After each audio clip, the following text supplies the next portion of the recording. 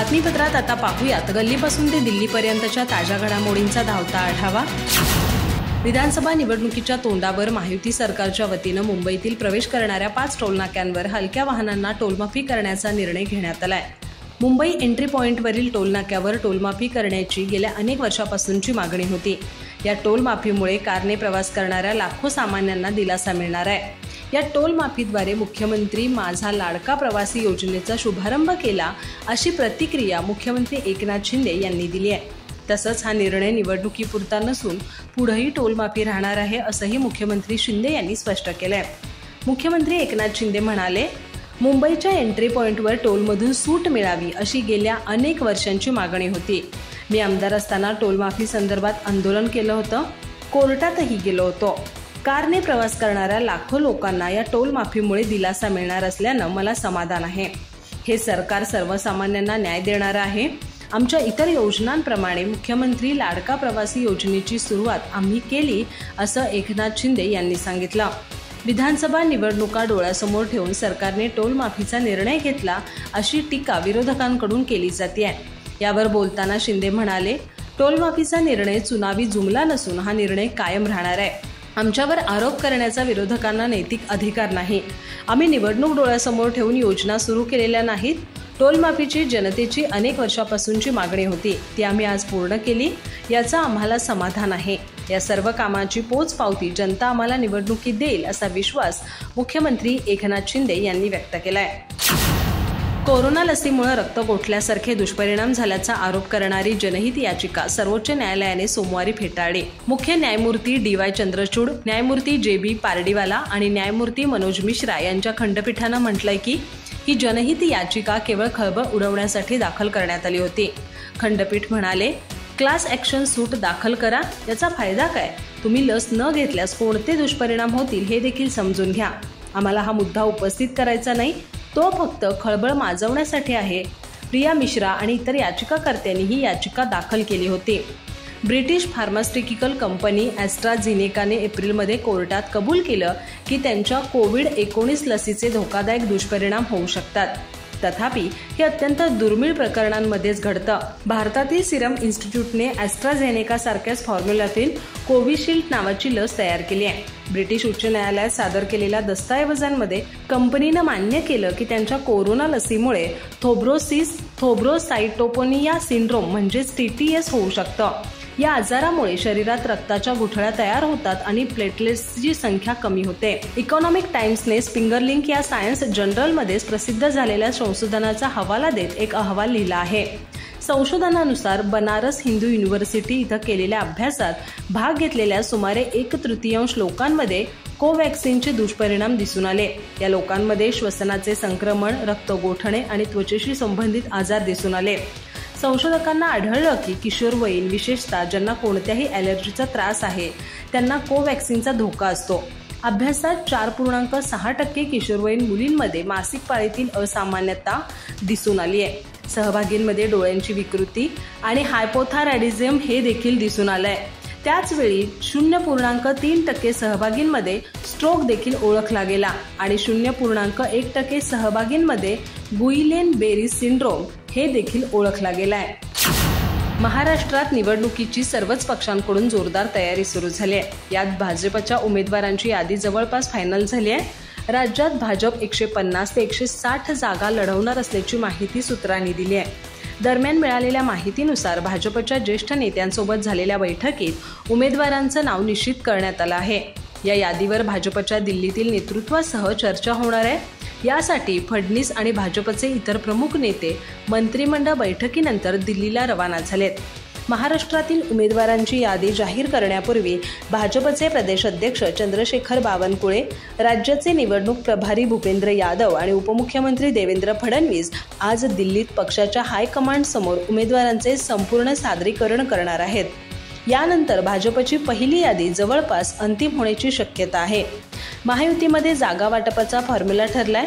भाजप 160 जागा लढवणार आहे। उरलेल्या 128 पैकी शिंदे सेनेला 80 जागा तर राष्ट्रवादी दादा गटाला 48 जागा जवळपास निश्चित आहेत। यातून तिन्ही पक्षांना मित्रपक्षांना जागा सोडायच्या आहेत अशी माहिती सूत्रांनी नाव न छापण्याच्या अटीवर दिली आहे. स्वतः भाजपमध्येही छुपी बंडखोरी होण्याची दाट शक्यता आहे. म्हणजे पक्षशिस्तीमुळे उघडपणे भाजपतील कुणी बंडखोरी करण्याचं धाडस दाखवणार नाही, मात्र आतून विरोध होऊ शकतो हे लक्षात घेता कोणती जागा कोणत्या पक्षाला सुटली हे जाहीर केलं जाणार नाही. कारण ते माहीत झालं तर बाहेरून आलेले बंडखोरी करत इतर पक्षात जाऊ शकतात. म्हणून आचारसंहिता जाहीर झाली तर यादी जाहीर करण्याची घाई महायुती करणार नाही असं सूत्रांनी स्पष्ट केलंय. भाजपने 150 ते 160 जागा लढवल्यास 90 ते 95 जागा निवडून येऊ शकतात असा प्राथमिक अहवाल आहे. महसूल गुप्तचर संचालनालयाच्या पथकास मिळालेल्या माहितीनुसार तस्करी करून आणलेले 4,47,00,000 रुपयांचे 6 किलो वजनाचे सोने तळेगाव टोलनाका परिसरात जप्त केलं. मुंबईहून पुण्यात बसने तस्करी करून आणलेले सोने पाठवण्यात येणार असल्याची माहिती मिळाल्यानंतर DRIच्या पथकाने ही कारवाई केली आहे. या प्रकरणी 4 जणांना अटक करण्यात आली असून त्यांच्या विरुद्ध सीमाशुल्क अधिनियम 1962च्या तरतुदीनुसार गुन्हा दाखल करण्यात आलाय. मुंबईहून तस्करी करून आणलेले सोने खासगी बसने पुण्यात पाठवलं जाणार असल्याची माहिती पथकाला मिळाली. त्यानंतर पथकाने तळेगाव टोलनाका इथं सापळा लावून कारवाई केली. बसमधील संशयित व्यक्तींची झडती घेण्यात आली तेव्हा 2 पाकिटात सोनं सापडलं. औषधी कॅप्सूलमध्ये सोन्याची भुकटी भरल्याचं उघडकीस आलं. DRIच्या पथकाने चौकशी केली. त्यानंतर तस्करी करून आणलेलं सोनं पुरवणारा त्याच्या साथीदारांना मुंबई आणि पुण्यातून अटक करण्यात आली. 4 आरोपी तस्करी करून आणलेल्या सोन्याची विक्री करत असल्याची माहिती तपासात मिळाली आहे. त्यांच्याकडून 5 किलो 918 ग्रॅम सोनं जप्त करण्यात आलंय. जप्त करण्यात आलेल्या सोन्याची किंमत 4,47,00,000 रुपये आहे. तस्करीतून मिळालेली 22 लाखांची रोकड आरोपींकडून जप्त करण्यात आली आहे. दिवाळीत सोन्याला मागणी वाढते. सणाच्या मुहूर्तावर सोनं खरेदी केलं जातं. सोनं खरेदीतून सराफ बाजारात मोठी उलाढाल होते. सोन्याचे भाव गगनाला भिडले आहेत. तस्करी करून आणलेलं सोनं कोणाला देण्यात येणार होतं या दृष्टीनं DRIच्या पथकाकडून तपास करण्यात येतोय. यापूर्वी दुबईहून तस्करी करून आणलेले सोनं केंद्रीय सीमाशुल्क विभागाने पुणे आंतरराष्ट्रीय विमानतळावर जप्त केलं होतं. गुजरात ATSच्या ताब्यात असलेली व्यक्ती मुंबईतील एका हत्येची जबाबदारी घेते ही अत्यंत गंभीर गोष्ट आहे. मुंबईतील संपूर्ण गुन्हेगारीचं सूत्रसंचालन गुजरातमधून होत आहे असं आम्ही म्हणत आहोत. त्याला हे ज्वलंत उदाहरण आहे असं म्हणत ठाकरे गटाचे नेते संजय राऊत यांनी सरकारवर टीकास्त्र डागलंय. दरम्यान संजय राऊत पुढे बोलताना म्हणाले की बाबा सिद्दीकी यांच्या हत्येचं प्रकरण हे केंद्रीय गृहमंत्री अमित शहा यांचा राजीनामा मागण्यासारखं आहे. मुंबईतून उद्योग पळवायचे, मुंबईतून पैसा पळवायचा, मुंबईतील माणसांना त्रास द्यायचा, मुंबईतील माणसांच्या हत्या करायच्या हे सर्व गुजरातमधून होत आहे. याचे सगळे सूत्रसंचालन गुजरातमध्ये होत आहे असा आरोप त्यांनी केलाय. संजय राऊत म्हणाले की अजितदादांच्या जवळच्या सहकार्याची हत्या झाली आहे, पण त्यांनी तर फक्त निषेध व्यक्त केलाय. खरं तर त्यांनी मुख्यमंत्र्यांचा राजीनामा मागायला पाहिजे. राज्यात अडीच सिंघम असताना सिद्दीकीच्या हत्या होते. राज्याची कायदा सुव्यवस्था कोलमडून पडली आहे. त्याच मंत्रिमंडळात तुम्ही बसताय असं म्हणत राऊतांनी अजित पवार यांना सुनावलंय.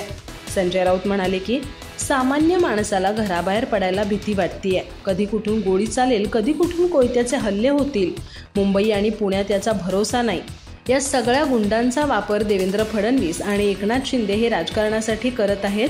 मुख्यमंत्री शिंदे एकेकाळी म्हणाले होते ना की मुंबईत लॉरेन्स बिश्नोई वगैरे गँग चालणार नाही, मी बघून घेईन. मग आता बघून घ्या ना असं म्हणत मुख्यमंत्री एकनाथ शिंदे यांच्यावर निशाणा साधलाय. महायुती सरकारची महत्वाकांक्षी मुख्यमंत्री माझी लाडकी बहीण योजनेची सध्या सर्वत्र चर्चा आहे. राज्यभरातून या योजनेला महिलांचा उत्स्फूर्त प्रतिसाद मिळालाय. अलीकडेच लाडकी बहीण योजनेविरोधात नागपूर खंडपीठात याचिका दाखल करण्यात आली आहे. यावरून भाजप आणि काँग्रेसमध्ये आरोप प्रत्यारोपांच्या फैरी पाहायला मिळत आहेत. याच मुद्द्यावरून काँग्रेस नेते सुनील केदार यांनी मुख्यमंत्री देवेंद्र फडणवीस यांना जाब विचारत आव्हान दिलंय. लाडकी बहीण योजनेविरोधात बोललं असेल तर ते सिद्ध करा, अन्यथा उठाबशा काढा असं सुनील केदार म्हणाले. नागपूर जिल्ह्यातील सावनेर इथं काँग्रेसच्या वतीनं एका कार्यक्रमाचं आयोजन करण्यात आलं होतं. या कार्यक्रमात काँग्रेसचे नेते सुनील केदार बोलत होते. मी लाडकी बहीण योजनेविरोधात बोललो असेल तर ते सिद्ध करा, अन्यथा संविधान चौकात उठाबशा माराव्यात असं आव्हान मुख्यमंत्री देवेंद्र फडणवीस यांना दिलंय. सुनील केदार यांच्या आव्हानाला देवेंद्र फडणवीस काय उत्तर देतात याकडे सर्वांचं लक्ष लागून राहिलंय. अनिल वडपल्लीवार यांनी लाडकी बहीण योजनेच्या विरोधात नागपूर खंडपीठात याचिका दाखल केली आहे. वडपल्लीवार हे काँग्रेस नेते सुनील केदार यांचे जवळचे मित्र मानले जातात। यावरून भाजप नेते सुधाकर कोहळे यांनी काँग्रेसवर टीका केली होती। काँग्रेसचा लाडकी बहीण योजनेला विरोध आहे, त्यामुळेच ते आपल्या मित्र आणि कार्यकर्त्यांच्या माध्यमातून न्यायालयात याचिका दाखल करतायत असा आरोप देखील कोहळे यांनी केला होता। काँग्रेसने राज्यातील महिलांची माफी मागावी असंही सुधाकर कोहळे म्हणाले होते। यावर प्रत्युत्तर देत अनिल वडपल्लीवार काँग्रेसचे सदस्य देखील नाहीत असा दावा करत नाना पटोले यांनी भाजपचे सर्व आरोप फेटाळून लावलेत। महायुतीची लाडकी बहीण योजना फसवी आहे, काँग्रेसने त्यापेक्षा चांगली महालक्ष्मी योजना समोर मांडली आहे असंही पटोले म्हणाले। आधीच लांबणीवर पडलेली महाराष्ट्रातील विधानसभा निवडणुका कधी जाहीर होणार आणि आचारसंहिता कधी लागणार याकडे सर्वांचं लक्ष लागून होतं।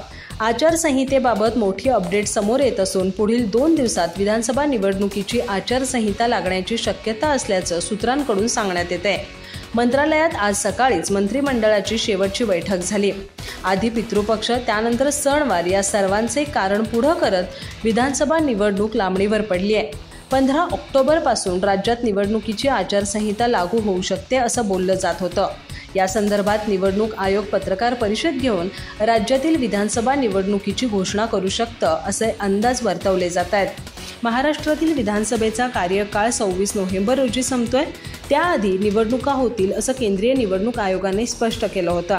महाराष्ट्रात 288 जागांवर 2 टप्प्यात निवडणुका होण्याची शक्यता आहे, तर 15 नोव्हेंबर रोजी मतदान होण्याची शक्यता आहे।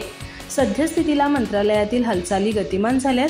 सुट्टीच्या दिवशी देखील मंत्रालयात अधिकारी आणि कर्मचारी काम करतात। रविवारी सुट्टीच्या दिवशी सामाजिक न्याय विभागाचे 7 शासन निर्णय जारी करण्यात आले।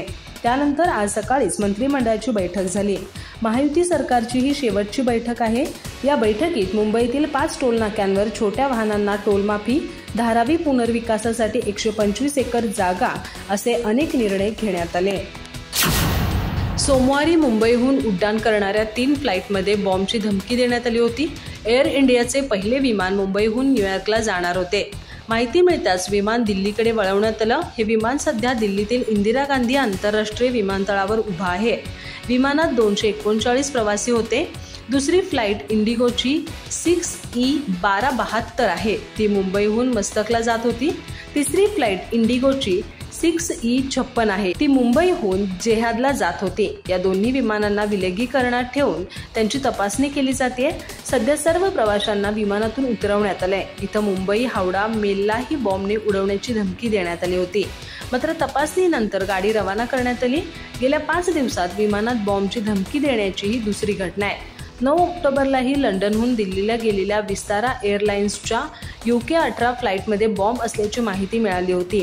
विमान दिल्लीला पोहोचण्याच्या सुमारे 3.5 तास आधी एका प्रवाशाने विमानाच्या टॉयलेटमध्ये एक धोकादायक टिश्यू पेपर पाहिला। त्यांनी क्रू मेंबरला माहिती दिली। विमानात सुमारे 300 प्रवासी आणि क्रू मेंबर्स होते। सुरक्षा तपासणीमुळे प्रवासी तब्बल 5 तास विमानतळावर अडकून पडले होते।